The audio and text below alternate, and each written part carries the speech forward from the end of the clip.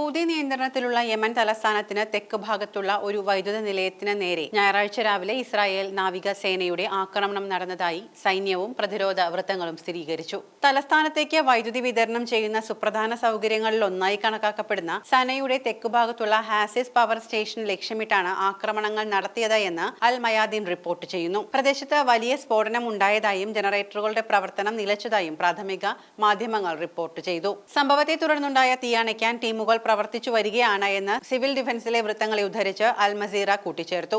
നാവികസേനയുടെ മിസൈൽ ബോട്ടുകളാണ് ആക്രമണം നടത്തിയത് എന്ന് ഒരു ഇസ്രായേലി പ്രതിരോധ ഉദ്യോഗസ്ഥർ സ്ഥിരീകരിച്ചിട്ടുണ്ട്. ജൂണിൽ ഹൂതി നിയന്ത്രണത്തിലുള്ള ഹൊദൈദ തുറമുഖത്തിനടുത്ത് നടന്ന ആക്രമണത്തിന് ശേഷം യമനിൽ നാവികസേന ആക്രമണം നടത്തുന്നത് ഇത് രണ്ടാം തവണയാണ്. ആക്രമണം സ്റ്റേഷന്റെ ജനറേറ്ററുകളെ ബാധിച്ചുവെന്നും അവ പ്രവർത്തനരഹിതമാവുകയും പ്രദേശത്ത് വലിയ വൈദ്യുതി തടസ്സം സൃഷ്ടിക്കുകയും ചെയ്തതായി യമൻ സിവിലിയൻ ഡിഫൻസ് വൃത്തം സ്ഥിരീകരിച്ചിട്ടുണ്ട്. വൈദ്യുത നിലയത്തിന് നേരെയുള്ള ആക്രമണത്തിന് പിന്നിൽ ഇസ്രായേൽ നാവികസേനയാണ് എന്ന് ഇസ്രായേൽ മാധ്യമങ്ങൾ റിപ്പോർട്ട് ചെയ്തിട്ടുണ്ട്.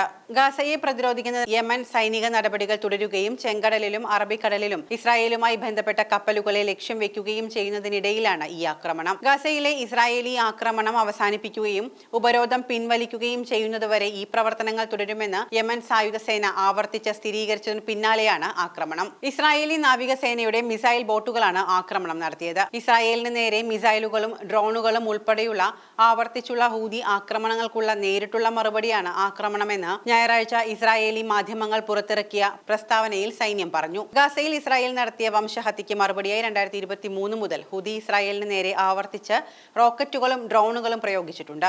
മാനുഷിക സഹായ വിതരണത്തിനുള്ള സുപ്രധാന ഹൊദൈദ തുറമുഖം ഉൾപ്പെടെയുള്ള യമനിലെ അടിസ്ഥാന സൗകര്യങ്ങൾ ബോംബിട്ട് തകർത്തുകൊണ്ടാണ് ഇസ്രായേൽ തിരിച്ചടിച്ചത്. യമനിലെ അന്താരാഷ്ട്ര വിമാനത്താവളം ഹൂതികൾ ഉപയോഗിക്കുന്നുണ്ട് എന്നാരോപിച്ച് ഇസ്രായേൽ ആക്രമണം നടത്തിയിരുന്നു. ഇസ്രായേലിനെ ലക്ഷ്യം വെച്ചുള്ള മിക്ക ഹൂതി മിസൈലുകളും തടഞ്ഞിട്ടുണ്ട്. എന്നാൽ ഈ കൈമാറ്റങ്ങൾ ഇസ്രായേലിന്റെ ഗാസ യുദ്ധത്തിന്റെ പ്രാദേശിക പ്രത്യാഘാതങ്ങൾ വർദ്ധിപ്പിക്കുന്നു. ചെങ്കടലിലൂടെ പോകുന്ന ഇസ്രായേലുമായി ബന്ധമുള്ള കപ്പലുകളെ ഹൂതികൾ ആക്രമിച്ചപ്പോൾ അമേരിക്ക, യുണൈറ്റഡ് കിങ്ഡമും യമനിൽ ബോംബാക്രമണം നടത്തിയിട്ടുണ്ട്. ജലപാതയിലൂടെ കടന്നു പോകുന്ന ആഗോള വ്യാപാരത്തെ തടസ്സപ്പെടുത്തിയുള്ള ഈ നീക്കം ഇസ്രായേലിന്റെ യുദ്ധത്തിനും ഗാസ ഉപരോധത്തിനും മറുപടിയാണ് എന്ന് ഹൂതികൾ പറയുന്നു.